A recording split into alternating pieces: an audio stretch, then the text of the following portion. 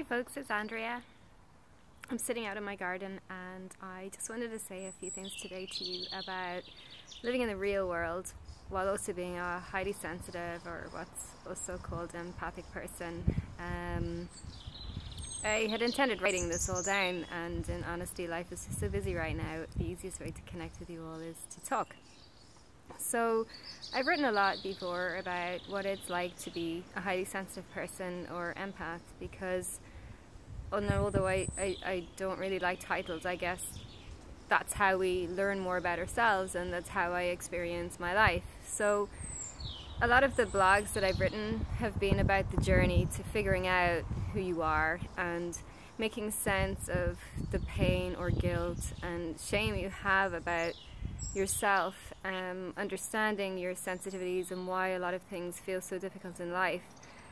There comes to a point when we're ready to face the real world. We've learned about and understand and have an awareness about our sensitivities, and we've overcome a lot of the physical and emotional illnesses or diseases that we carry as a result of not really having a proper balance in our lives. And we get to a point where there's, as there is in everyone, there's an adventurer, an explorer, part of us that wants to live real life, and that comes with its challenges when you're highly sensitive.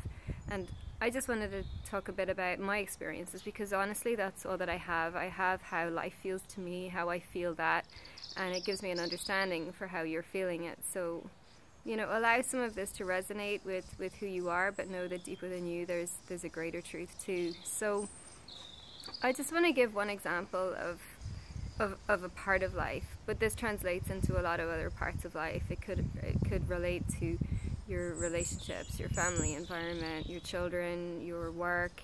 I'm going to talk about sport, because that's something that I shied away from, probably from my late teens, early 20s, and was afraid to get back involved with it. I had been a good little athlete when I was growing up. I swam, I played hockey, I played tennis, and I never could understand a lot of what was going on, and the competitiveness, the level of jealousy and envy about me, who probably had a little bit of natural talent and just loved sport. It gave me a chance to let emotion free out of my body, to move, to tap into my own energy, which can be very high when it's away from the things that deplete me. So I sort of lost faith in myself and stopped doing sport. And in the last few years, I've, with the encouragement of loved ones that understand me, started to get involved with sport again. And for me, the one I chose was triathlon. I just enjoy that type of sport. It creates a huge amount of freedom. I get outside into nature. But it comes with challenges, and a lot of people say, oh, you're doing so well in your sport and blah blah blah blah blah, and I'm like, but you have no idea actually how hard some days it feels. And a good example is when I have to be around people. You know, there's pool times when I must swim, and there's other people in there. There's club swim times. There's competition. There's when you're out running, just being on a busy road. Any of these circumstances absolutely overwhelm me. And what does that feel like? Nervousness, feeling anxious before I get to that place. My mind starting to spin, just fast thoughts, everything just moving really quickly, and losing that sense of grounding and balance that I strive so hard, using a lot of the things that I've talked to before, to maintain in my life. And you really feel yourself like getting caught up in this complete tidal wave of energies and emotions and feelings and thoughts and everything going really, really fast. And before you catch yourself, you think that this, oh my God, this is me. But I think what I've noticed is that in an environment which is highly competitive, I'm like a sponge to everything that's going on around me. Everybody's thoughts, everybody's energy, everybody's busyness, everybody's franticness, everybody's kind of comparing times, comparing speeds, comparing this, judging that one, this one, and it's just what goes on in daily life. We all do it, and there's an element of within each of us that is going to do that too. But when you're put in that environment where all of this is going on, it can feel like it's absolutely about to engulf you. And I haven't fully figured out the strategy for completely alleviating all that I feel, because as an all-feeling person, this is who I am, and it's part of the journey and the gift that I have for life and how I will work with people. But I also want to go and swim or cycle with a group or do a competition, and when it all becomes that massive, I still have to deal with that. So I have a very understanding coach. She gets this side of me, and we schedule in fun runs, times when Andrea has to completely turn her head off, literally give it to somebody else, and just run in nature, get away from people, have sessions that aren't about times or splits or speeds or cadences or power, so that I get a chance to let my brain have a rest, because my brain it's always on. The minute you tap into that energy of triathlon and competition and training, you're kind of going into that world where there's so many measurements and judgments and assessments. So I get time scheduled to just let it all go and think of nothing. Also, I have to be very aware of how I'm feeling in all of this, and if there's a time when I really need to just go and sit in a field or be on my own or rebalance the whole part of my being, I will let Anta know. So kind of translate this into other areas of your life. For example, if you have 3 children and a husband in a very busy, active life, if there's times when you feel overwhelmed, ask for your time out. It's not just that the children need it. You as a parent need it to be able to cope with life, because you are so sensitive. Sorry, I'm moving around because the light always looks funny. So the same with business, as best you can set it up, give yourself time outs where you can reground and balance yourself, because it's very important to fall back into your center and have an awareness for where you are in all of this. Otherwise you'll start to feel like you're becoming unstable, or kind of like this high-low. It's an energy that's far too much to handle, and it will absolutely drain and tire you out. You have to find some way to bring yourself back into peace and balance and a sense of grounding.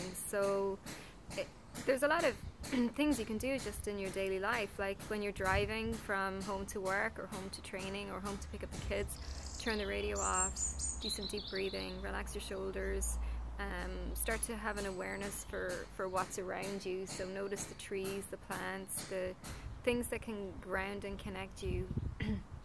This is one thing that I find really, really handy, because we all have time when we're traveling, and we can find that peace while we're in the car. Another thing that I find handy is, even if I am out doing a training session, I'll try and really consciously connect myself to the earth and the ground and breathe and allow the tension to release from my body. I'll feel a lot of it moving through my spine right down into my feet, but if I don't do that, I'm running over the ground, if that makes any sense to anyone.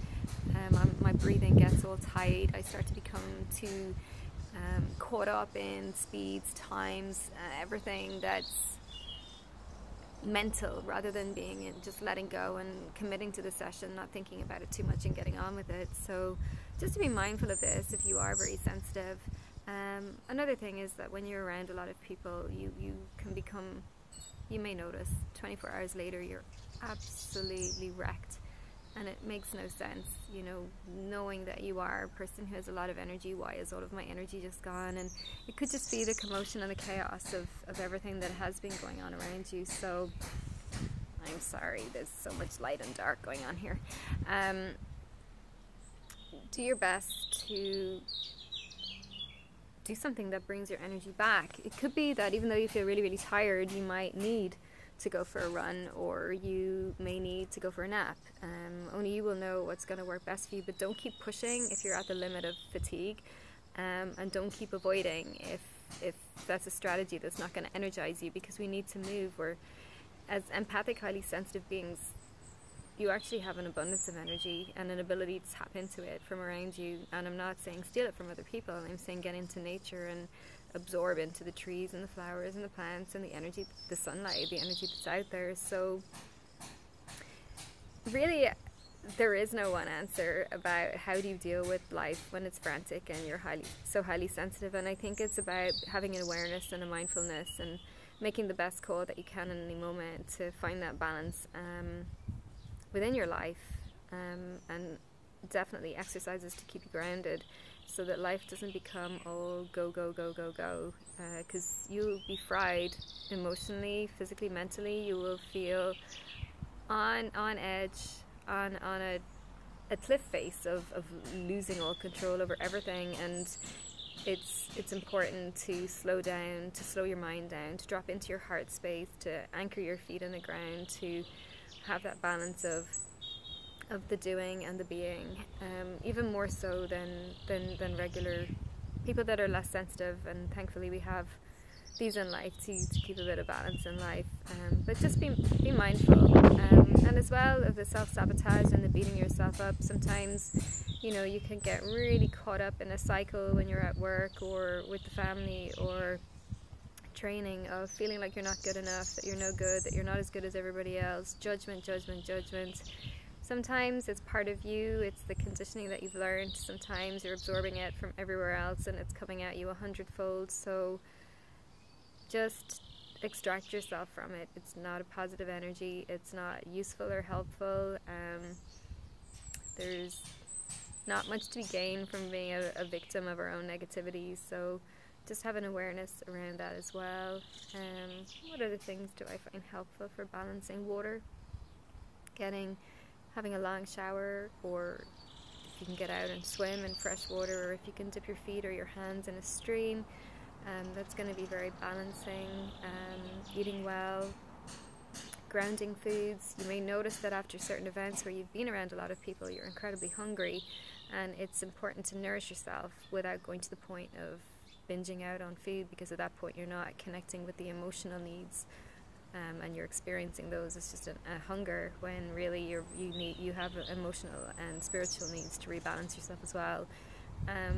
Not taking too much on board at any one time, and that's a tricky one, because it sometimes means that you're missing out on some things that you might like to do. Like, for example, this weekend I had, great opportunity to go swimming outside on Friday, and that was really exciting to me. It was very cold, but it just felt like everything that my body needed, and that was with a friend I hadn't seen in a while. So with that comes this abundance of energy and happiness and joy, and it's a really hyper energy because you're so happy. And then the next day was very busy, and we had guests, and we went out and met people, so there was a lot of being around a lot of other people in a very positive way.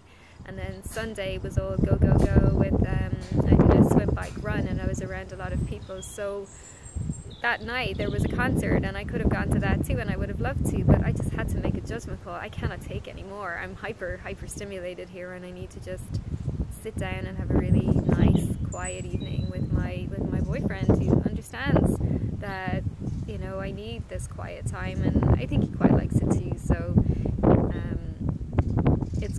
it's good for me that I can honor what I need to do, and to try and turn off the judgments in my mind over, oh, you're such a boring person, you used to go partying all the time and now you're not, you're sitting in, must be old age, when actually I was half right alive when I partied all the time and I never stopped.